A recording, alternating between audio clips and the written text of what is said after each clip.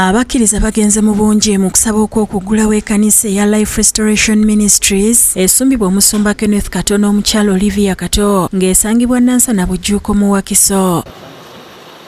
Kubabaddeyo hiyo omusumba Robert Kayanja ne mukyala we Pastor Jessica Kayanja ba Miracle Center Cathedral Lubaga, omusumba Victor Lubwamo owa Miracle Christian Fellowship Ministries, omukunganyi w'okuntiko wa Vision Group Barbara Kaija n'abalala. Minisita omubeezi alondola ebyenfuna Beatrice Akero bw'atuuse ayaniriziddwa Pastor Kayanja n'omusumba Kato era asoose kusala kagwa okuggulawo ekkanisa n'okusimba ejjinja era nga yakiikiridde President Museveni.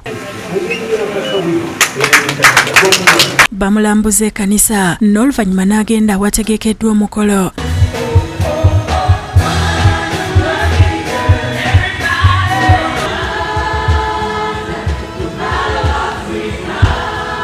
Asiimye omusumba Kato olw'okutandika ekkanisa eno n'olw'okubaaniriza.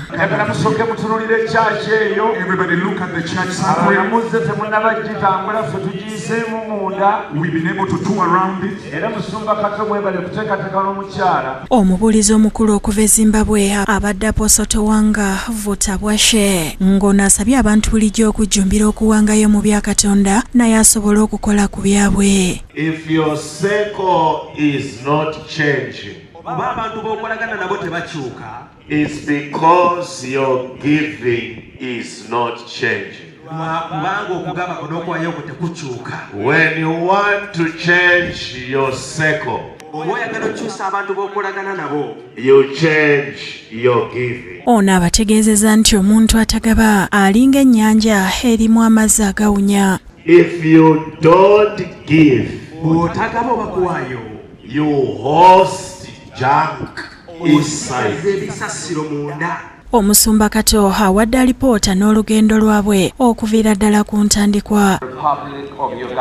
Pulezidenti w'eggwanga lino erya Uganda for the freedom of worship, olw'eddembe ly'okusinza that we continue to enjoy, yetweyongera okunyumirwa bulijjo in this nation.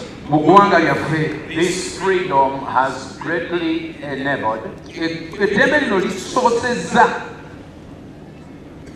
the growth of church, okukula kw'ekkanisa and ministries like ours. Ayogedde engeri ekkanisa eno gye yatandikibwamu nga we bajjira mu kifo kino kyali kyalo. Tusobola osimba not only strong communities, si bitundu byokka eby'amaanyi, but a strong and prosperous nation. Naye ate n'eggwanga erikulaakulana erina omukisa. Oluvannyuma Minisita Akero abasomedde obubaka obuvudde ewa Pulezidenti. I commend Pastor Kenneth Kato Mwesigwa for spearheading the initiative to build a magnificent house for the Lord. Ono abawadde n'etulya bukadde 30 zibayambeko mu nteekateeka z'ekkanisa. Pastor Kayanja mu ngeri ey'enjawulo yeebazizza President Museveni n'amusiima n'olw'okuddukirira abantu naddala aba bulijjo okusitula embeera zaabwe. Pulezidenti waffe kyavudde awangaala ate n'agaggawala. Kubanga teryagabanga ye bwe wagenda agaba. Ambu batuusa yakusakidde eggulire lino ku Lwabukedde TV.